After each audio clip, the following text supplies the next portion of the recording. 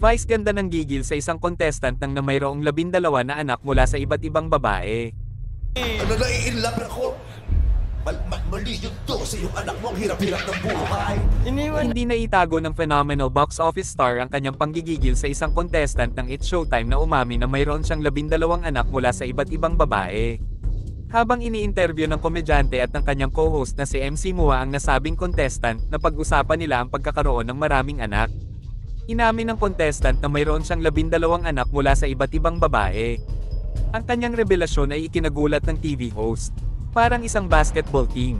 Ito yung mga Pilipinong sumusunod kay Senador Bato de la Rosa na nagpaparami raw ng population para maghati-hati sa utang ng Pilipinas. At isa ka sa mga sumunod, pabirong sabi ni Vice habang kunwaring kinukurot at sinasampal ang contestant. 12 po, nako, ito yung mga ito yung mga Pilipinong sumusunod kay Bato, kay Senator Bato. Yung magparami raw ng population para maghati-hati sa utang ng Pilipinas. Kaya talaga. Ayon sa contestant, 8 sa kanyang mga anak ang nasa ilalim ng pangangalaga ng kanyang kasalukuyang kinakasama habang ang mga dati niyang kasama ang nag-aalaga sa natitirang 4. Pinaalalahanan ni Vice ang contestant na hindi tama na magkaroon ng maraming anak kung hindi sila mabibigyan ng magandang buhay ng mga magulang sa pagsasabing masama ang magpunla ng iba pang pananim sa iba pang lupain. Vice then asked, "Mayaman ka ba kuya?" Na sinagot ng contestant, "Hindi po." Vice ganda added, "Yun naman pala eh.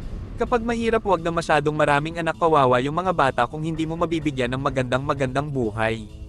Ikinatwiran ng contestant na kaka-in-love lang niya. At ang mga dati niyang partner ang nang-iwan sa kanya. Nabanggit niya na sa kasalukuyan, ang mga ina ng kanyang mga anak ang nagpapaaral sa kanila. Naku, walang ganon-ganon na dahilan. Mali yun, wala kang kwentang lalaki.